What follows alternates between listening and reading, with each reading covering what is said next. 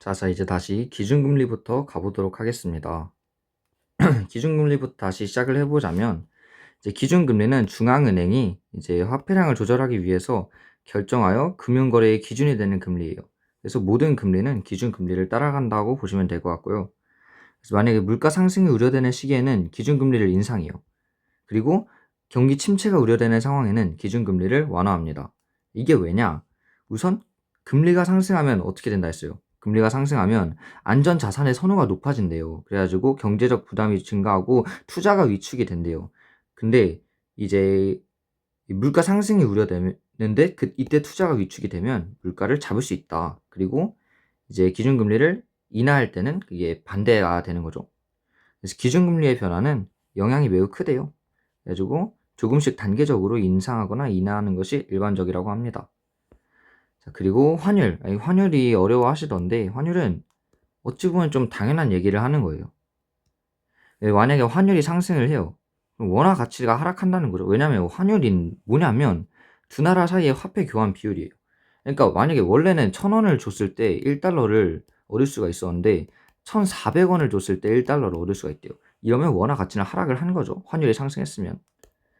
자, 그래서 어찌 보면 당연한 얘기인데 환율이 상승하면 수출이 상승하고 수입 감소가 돼요. 그래서 경상수지가 개선이 됩니다. 경상수지는 뭐냐? 그러니까 수출 빼기 수입이라 생각하시면 되는데 한마디로 이제 개선되었다는 거는 수출이 더 많았다는 거예요. 좋은 거죠. 흑자. 그리고 수입 원자재 가격이 상승하다 보니까 이제 국내 물가가 상승해요. 당연한 거죠. 왜냐하면 원자재 가격이 상승했는데 물가도 당연히 상승을 하겠죠. 그리고 국내 기업들의 외화 차입금 상환액이 증가하게 됩니다. 그래서 이제 외화 차입금 상환액이 증가하게 되는데 외화 차입금 상환액이 뭐냐? 이제 기업들이 돈을 빌릴 거 아니에요. 외국에서. 그래서 그 빌린 돈을 갚아야 돼요. 그게 외화 차입금 상환액인데 환율이 올라가면 이제 원래는 만약에 뭐 5달러를 빌렸다 했는데 5달러가 원래 1,000원이었으면 5,000원만 갚으면 되는데 이제 5달러가 1,400원이 돼버리면 7,000원을 갚아야 되잖아요. 이게 외화 차입금 상환액이 증가를 한다고 보시면 되고요. 이제 그냥 환율이 하락하면 반대예요. 원화 가치는 상승하고 수출 하락, 수입 증가로 경상수지가 악화되고 수입 원자재 가격은 하락하고 국내 물가는 하락해요. 이게 중요한데 이제 환율 하락에 따라서 물가가 하락한다. 환율 상승하면 물가 상승한다. 보시면 좋을 것 같고요. 그러면 외화 차입금 상환액이 감소를 하게 됩니다. 이때 아까 물가가 상승 하락한다 했는데 물가는 뭐냐면 시장에서 거래되는 여러 가지 재화나 서비스의 가격에 대한 평균값이래요. 그냥 재화나 서비스의 가격이라 생각하시면 편하겠습니다. 그래서 물가에는 인플레이션이 뭐냐면 물가가 지속해서 오르는 현상이래요. 그러면 당연히 채무자는 유리하겠죠. 채무자가 일단은 뭐예요? 채무자는 이제 돈을 빌린 사람이에요. 채무자는. 그리고 채권자는 돈을 빌려준 사람인데 보세요. 이게 당연한 얘기를 하는 거예요. 채무자가 왜 유리하냐면 만약에 500만 원을 빌렸어요.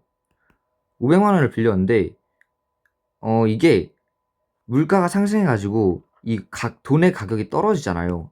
그러면 당연히 원래는 500만 원을 받았는데 체감상 400만 원만 갚아도 되는 거죠. 체감상 비율을 하자면.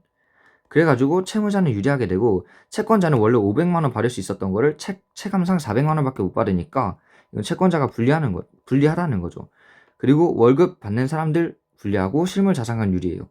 왜냐 이것도 당연한 건데 만약에 월급을 500만 원을 받는다 치면 500만 원으로는 원래는 밥을 한 끼에 10,000원이라 한 끼에 국밥 한 그릇에 10,000원이라 치면 500번을 사 먹을 수 있는데 갑자기 가격이 뛰어가지고 국밥 한 그릇에 2만 원이 돼버리면 250번밖에 못 사 먹는 거예요.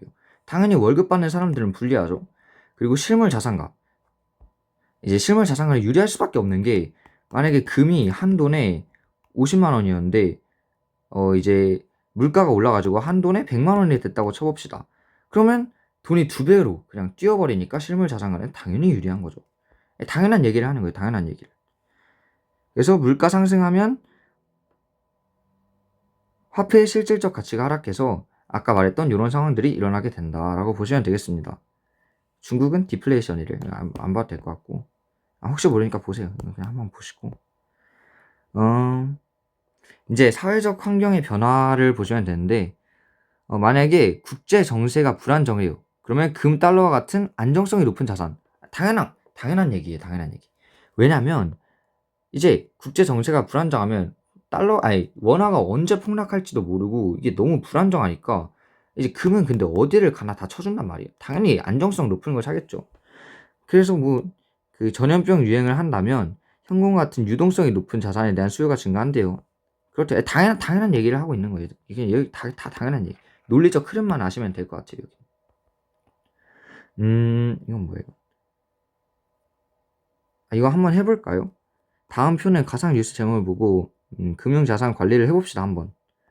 A국과 B 전쟁 발발로 밀가루 수입에 빨간불. 이제 그럼 금융자산을 어떻게 해야 할까요, 저희는? 만약에 A국과 B국의 전쟁 발발 같은 이런 국제 정세가 불안정하다 이러면 바로 실물 자산으로 가야겠죠. 안정성이 높은 걸로 가야 되니까. 그리고 금리 인하 나서는 시중은행. 대출 부담이 줄어들까요? 줄어들까요? 안 줄어들까요? 저는 줄어든다고 봅니다. 왜냐하면 금리가 인하하면 대출 금리도 같이 낮아지니까 대출 부담은 줄어들게 되죠. 그리고 잘 알려지지 않은 바이러스, 아까 말했듯이 유동성이 높은 자산의 수요가 증가하기 때문에 이 친구는 현금 가지고 있는 게 제일 좋을 것 같습니다.